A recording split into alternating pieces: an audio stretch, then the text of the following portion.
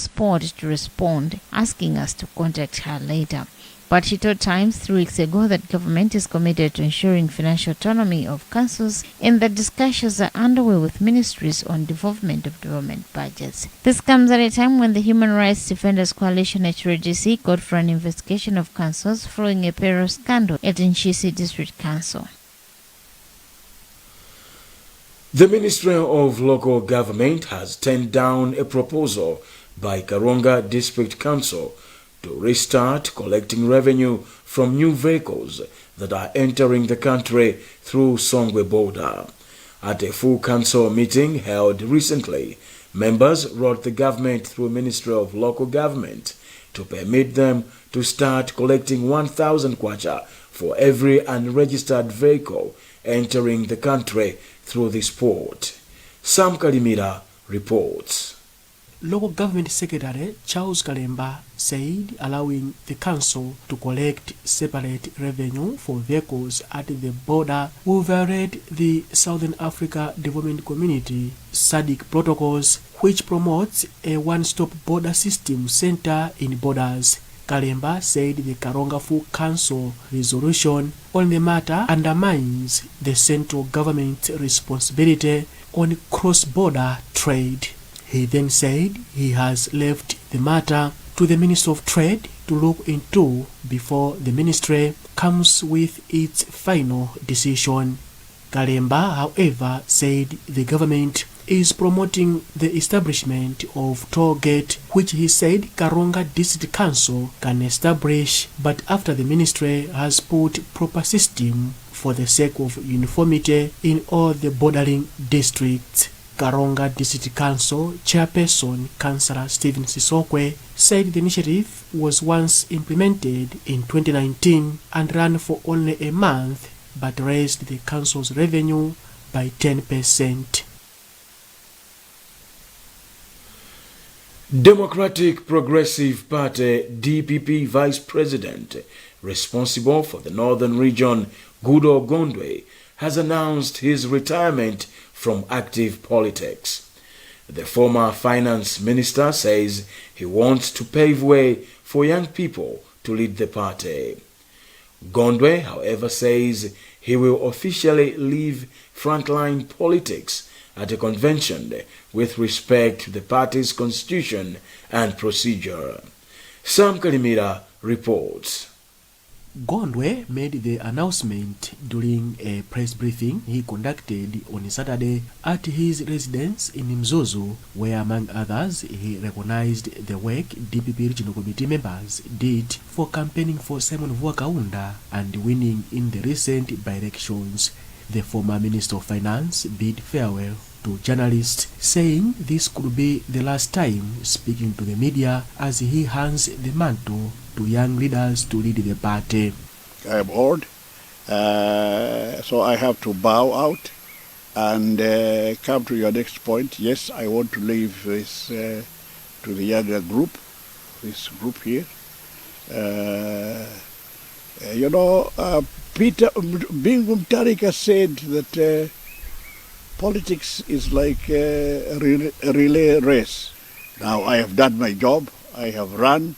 He then advised politicians in the country to always think of the legacy they will leave behind once they retire from politics. But political analyst George Piri said apart from realizing his age, Gondwe might be thinking of retiring after seeing that DPP might not be voted into government soon, hence he needs to retire. Meanwhile, Gondwe has said voting back of DPP candidate Kaunda in the recent by-elections symbolizes that people still recognize the works DPP government managed to implement for Malawians when it was in power. DPP Regional Governor for the North, Ake Mwanza, said Kaunda's victory has given them hope that DPP will bounce back come elections. Every war, you have to think of winning.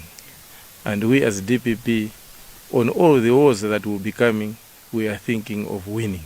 And in 2025, DPP will come back to power. Gondwe joined active politics in 2003 after he was convinced by former President late Bingu wa Mutharika to save Malawians.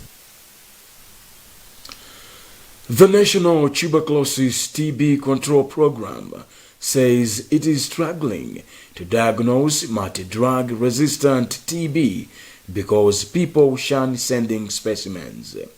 Deputy Programs Manager for TB Control Program Isaiah Dumbe has since warned that many people may have the multi-drug resistant TB, which can eventually kill them. Blessings Mpinganjira has more. Dumbe says it is necessary for people that show signs of TB to send specimens to hospital for confirmation of the disease. He says the fight against TB in the country is facing low compliance rate, which he says increases the spread of the disease. On a positive note, Dumbe says despite the low compliance rate, death rate attributed to multi-drug resistant TB has decreased from 34% to 17%. Malawi is faring fairly well. However, we are not able to find or diagnose all the estimated number of drug-resistant TB cases. Also says the country has registered an improvement of new TB cases from 60% to 72%. As COVID-19 continues to affect economies, farmers in Malawi have been urged to embrace digital agriculture so as to easily engage with stakeholders in agriculture value chains. Digital agriculture is one of the new and advanced technologies which enable farmers and other stakeholders to link up, share experiences, and strike deals without physically meeting. We have a report from Feston Malekezo. At a fourth agriculture fair held in Nkhani district, over 40 groups of farmers, input suppliers, financial institutions and buyers shared experiences on how best to improve agriculture productivity. Nkhani district agribusiness officer Knowledge Ntambo says they organized the fair so as to have a well-developed agriculture value chain which will enable farmers access markets easily, among other benefits. As we are all aware, I think we are moving towards technology is the order of the day. We can't do without that one. So we are trying to come up with these digital platforms. They could be apps, they could be portals on websites, so that farmers are able to load what they have, and then other players they also load and they interact, they meet there. In fact, they don't even need to meet like here. I think if we embrace the platform, in the near future we will be meeting in this digital platform. So digital platforms are also one way of linking value chain players so that they share experiences and then they strike deals. In his remarks, Traditional Authority Timbiri says the fair has offered a very good platform in his area to link with buyers of crops such as rice. He says at present most of the farmers in his area have produced a lot of rice, but due to delays by the state-owned Agriculture Development and Marketing Corporation to open their markets, the farmers are subjected to vendors who buy at low prices. One of the farmers, Alfeo Malefula from Limpasa Extension Planning Area, implored fellow farmers to do more in crop research so that they are able to produce high-quality products that buyers want. We are learning 4 technologies. 1, land conservation, yes, and pest and diseases. We are also learning fertility management, as well as to be sensitive with the climate change, so that our production should be standard at the end of the season. The fair was held under the theme Commercialization, Digital Platforms and Market Access, Key to Economic Growth. Inspector General of Police George Kainja has warned police officers against harassing Kabaza riders during enforcement of laws governing the use of motorcycles on public roads. In a communication dated 30th June 2021, Kainja has also warned officers to avoid attaching politics to their work. Blessings Mpinganjira reports. Kainja says his office has received reports that some police officers are harassing Kabaza riders during enforcement of laws and bylaws governing the use of motorcycles on public roads. He says some police officers have been heard uttering unprofessional and political words to Gabaza riders. Kainja has since warned officers in the Malawi Police Service that such unprofessional and political approach to work will not be tolerated. He has warned officers to refrain from irresponsible utterances which can incite public anger and violence. Over 260 motorcycles were impounded and over 10 cases went to court. This is Times News. We'll be back with more shortly.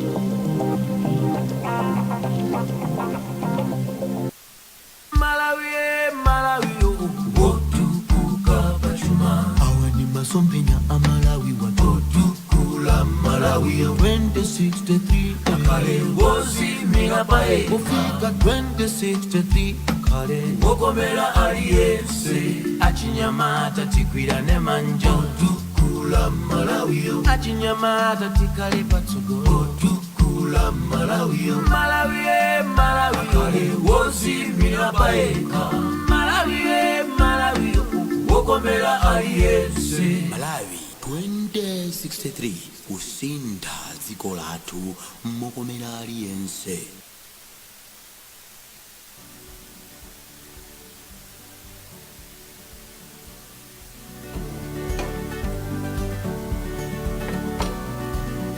Great!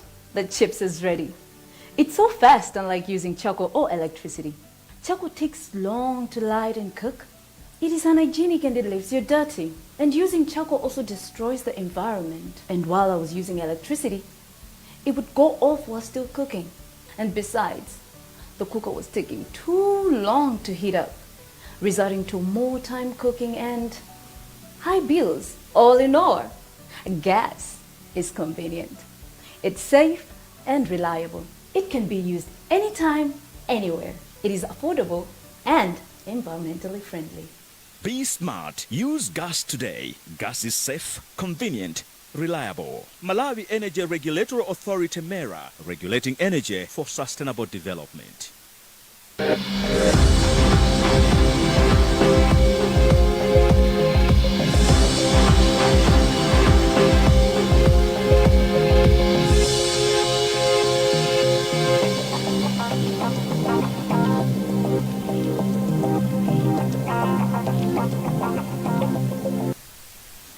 Welcome back. A lack of necessary education preparing youth for entrepreneurship is leading to challenges in business ventures. The Parliamentary Youth Caucus and the National Democratic Institute, NDI, have since called for policies that prepare youth for entrepreneurship and better provision of capital. Matthews Kasanda has more in this report. NDI had a meeting with different stakeholders, including parliamentarians, civil society organizations, and government officials in Lilongwe on Thursday, where they discussed various issues affecting the youth in the country. NDI Program Officer Henry Chilobwe says it is high time the country started harnessing the youth dividends. Chilobwe says the youth have the potential, which he says is frustrated by lack of support. We have heard that in terms of education, the education system in Malawi does not necessarily prepare the youth, the pupils, the students to be entrepreneurs. They are trained to be job seekers. They are not necessarily trained to be creators of employment. So that's one of the key areas that has to be looked at. Chairperson of the Parliamentary Youth Caucus, Owen Chomanika, says Malawian youth have the potential to develop the country. In this case, what are we legislating on when we are doing this? Is our legislation linked to the real issues, the real critical issues that our people are facing, and the youth in particular, and also on oversight? When we are moving around to have an oversight on the delivery of services as per government services. Chumanika says the meeting with NDI offered an opportunity to discuss critical issues affecting the youth. Malawi Union of Savings and Credit Cooperatives, MUSCO, has called on independent schools to create a conducive environment for their employees to join savings and credit cooperatives SACCO. MUSCO business manager Ezekiel Tindwa made the appeal on Friday in Lilongwe during a meeting for directors of Independent Schools Association of Malawi, ISAMA. Ellen Pindani has compiled this report, read by Blessings Mpinganjira. Tindwa says it is necessary for independent schools to join SACCO because of its many benefits. If you save, then you also have the benefit to obtain loans. So for them, what they are looking for is both services. To us as MUSCO, we are saying that's the way to go. We have a number of SACCOs in Malawi which have transformed the lives of Malawians. ISAMA President Wycliffe Chimwendo says independent schools have decided to join SACCO because they have been facing challenges to access loans. Chimwendo is optimistic that SACCO will improve the lives of teachers in independent schools. We have had problems for us to access loan facilities from the mainstream banks. We have some that can access those loans, but the small schools within us have had problems to access loans. So a SACCO is going to do the magic. COVID-19 pandemic has not spared independent schools in their operations. Most of them are going through financial instability. In international news, ahead of U.S. Independence Day on July 4th, President Joe Biden hosted a naturalization ceremony for new Americans at the White House. His administration is also launching a government-wide effort aimed at encouraging millions of immigrants to apply to become U.S. citizens. VOA's White House correspondent Patsy Widakuswara has this report. Every year, more than 800,000 people from around the world are naturalized and become U.S. citizens. On Friday, 21 of them took their oaths at the White House. Please raise your right hand. The White House naturalization ceremony is part of an effort by the administration to swear in almost 10,000 new citizens to celebrate Independence Day. Thank you for choosing the United States of America, believing that America is worthy of your aspirations, worthy of your dreams. Making this journey, you've done more than move to a new place. Also Friday, the U.S. Citizenship and Immigration Services launched an interagency initiative to encourage and help lawful permanent residents apply for citizenship. Our country is also better today because its identity and its fabric as a nation of immigrants is stronger because of you. There are 9 million lawful permanent residents in the U.S. who may be eligible to apply for citizenship. Immigration scholars say the push to encourage naturalization could be hampered by processing backlog. Before the pandemic, the backlog was about 650,000 naturalization applications that are waiting to be adjudicated, and now it's up to 950,000. And of course, that's because of the pandemic and the fact that USCIS offices had to shut down for social distancing reasons, but that's a big challenge facing the agency. In February, Biden signed executive orders aimed at streamlining immigration. But his immigration reform bill is currently languishing in Congress without enough Republican support. I've kept my commitment and sent an immigration reform bill to the United States Congress. It includes smart border management and security and a pathway to citizenship for 11 million undocumented people in America. During the ceremony, the president honored Sandra Lindsay as an outstanding American by choice. The Jamaican immigrant and director of nursing for critical care in New York is the first American to be vaccinated against COVID-19 outside of a clinical trial. Patsy Widakuswara, VOA News at the White House. That's the news for now, but before we go, the headlines again. Malawi Local Government Association decries political interference in council operations. Gudo Gondwe retires from active politics. And cases of multi-drug-resistant tuberculosis (TB) remain undetected as people shun sending specimens. Remember, you can get more on these and other stories by visiting our website www.times.mw, liking our Facebook page Times360 Malawi, and following us on Twitter at Times360 Malawi. Remember to wash your hands regularly, observe social and physical distance, and mask up. Please stay safe. You've been with me, George Misinde.